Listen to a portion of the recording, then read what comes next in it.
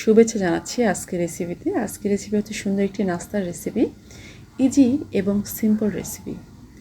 তো এখানে দেখতে পাচ্ছেন, এখানে আটা দিয়ে নাস্তাটি বানাবো। সেক্ষেত্রে আমি 1.5 কাপের মতো এখানে আটা নিয়ে নিচ্ছি, দিয়ে দিচ্ছি সামান্য পরিমাণ লবণ, আর এখানে অ্যাড করে দিলাম চিনি 1.5 টেবিল চামচের মতো, আর এখানে ইস্ট দিয়ে দিচ্ছি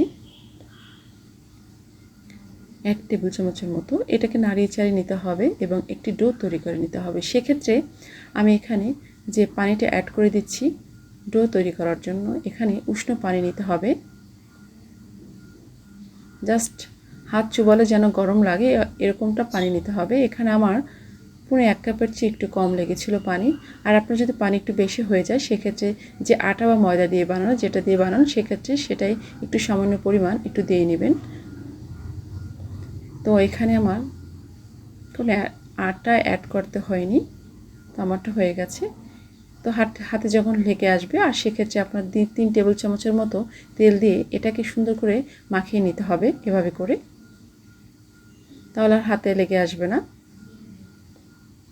তো এটাকে মাখানো হয়ে গেল। এখানে রেস্টে রেখে দেবো 10 মিনিটের জন্য। একটি ঢাকনা দিয়ে উপরে একটু তেল মাখিয়ে রেস্টে রেখে দিচ্ছি 10 মিনিটের জন্য। 10 মিনিট পর ফিরে আসলাম, দেখতে পাচ্ছেন এটা কিন্তু অনেকটা সফট হয়ে গেছে। এই ডোটা এরকম হবে, বেশি সফটও না, বেশি নরমও না, বেশি সফটও না, বেশি শক্তও না।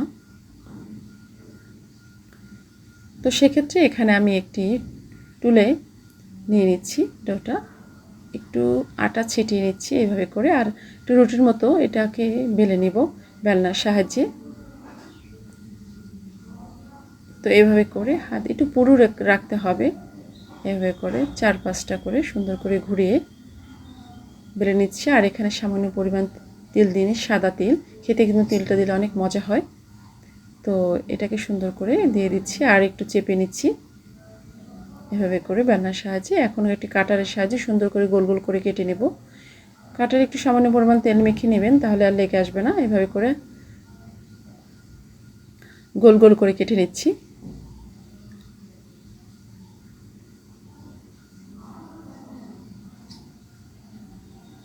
তো এভাবে করে আপনারা কেটে নিতে পারেন। আমার চ্যানেলটিকে যারা এখনও সাবস্ক্রাইব করেনি, যদি ভিডিওগুলো ভালো লেগে থাকে তাহলে অবশ্যই সাবস্ক্রাইব করে নেবেন, এবং অলরেডি যারা করে ফেলেছেন তাদেরকে অসংখ্য ধন্যবাদ। তো সুন্দর করে এক এক করে কেটে নিচ্ছি, আর কাটা হয়ে গেলে নাস্তাগুলো সবগুলো এভাবে করে কেটে নিচ্ছি। কেটে নেওয়া হয়ে গেছে। আর এখন পর্যাপ্ত পরিমাণ প্যানে তেল দিয়ে চুলায় বসিয়ে দিলাম, আর চুলার আঁচটা মিডিয়ামে রাখবেন। আর তেলটা যখন হালকা গরম হবে, এই অবস্থায় এসে সবগুলো নাস্তা এভাবে করে দিয়ে দিব। আস্তে আস্তে করে উল্টিয়ে পাল্টিয়ে এগুলো কিন্তু ভেজে নিতে হবে একটু সময় নিয়ে, একটু ফাঁকা ফাঁকা করে দিতে হবে, কারণ তেলে যখন এটা দিবেন আর একটু পরেই কিন্তু অনেকটা ফুলে যায় নাস্তাগুলো। তো সেক্ষেত্রে একটু ফাঁকা করে দিলে জায়গাটা ঠিকভাবে হয়।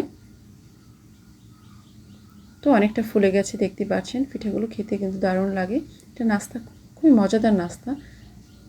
আমরা কিন্তু চায়ের সাথে, বা বিশেষ করে বাচ্চারা কিন্তু এটি খেতে বেশি মজা পাবে। আর আপনারা কিন্তু যারা যারা ব্যাচেলর আছেন তারা কিন্তু এটাকে রেখে 2 দিনের জন্য রেখে কিন্তু খেতে পারেন। তো হয়ে গেছে, একটু লালচে করে ভেজে নিয়েছি। দেখতে পাচ্ছেন কতটা সুন্দর হয়েছে, খেতে কিন্তু দারুণ লাগে। তো আপনারা একটু ভেঙে দেখাচ্ছি, ভিতরটা কত সুন্দর হয়েছে, বাসা বাসা হয়েছে, খেতে কিন্তু দারুণ লাগে। অবশ্যই ট্রাই করবেন। সবাই সুস্থ থাকবেন, ভালো থাকবেন, এবং পরবর্তী ভিডিও দেখার সবাইকে আমন্ত্রণ রইল। আল্লাহ হাফিজ।